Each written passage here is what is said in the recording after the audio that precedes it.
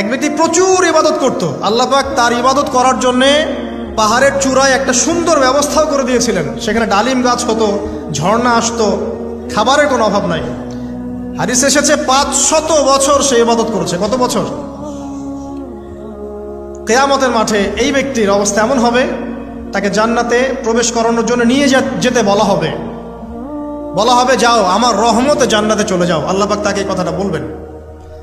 কিন্তু এই ব্যক্তি বলবে আমার আমলের কারণে আল্লাহ পাক বলবেন আমার রহমতে জান্নাতে চলে যাও। ব্যক্তি বলবে আমার আমলের কারণে। আল্লাহ রাব্বুল আলামিন তখন তাকে দেওয়া সমস্ত নেয়ামতগুলোকে এক পাল্লায় করবেন, আর তার সমস্ত আমলকে আরেক পাল্লায় করবেন। একটা চোখের যে নেয়ামত আল্লাহ পাকের, সমস্ত আমল ও 500 বছরের ইবাদত এতটুকু হয়নি। তারপর তাকে বলা হবে ওকে জাহান্নামে নিয়ে যাও। এবার জাহান্নামে যাওয়ার সময় সে বলবে আল্লাহ তোমার রহমতে আমাকে মাফ করে দাও।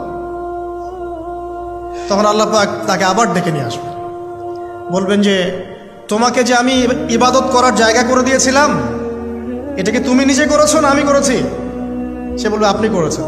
তোমাকে যে আমি সৃষ্টি করেছিলাম তখন কি তুমি কোন আমল করেছিলে?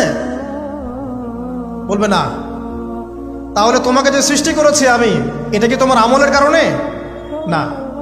তোমাকে সারা দুনিয়াতে এত নিয়ামত দিয়েছি, এটা কি তোমার আমলের কারণে? সে বলবে না। তখন তাকে জান্নাতে প্রবেশ করানো হবে।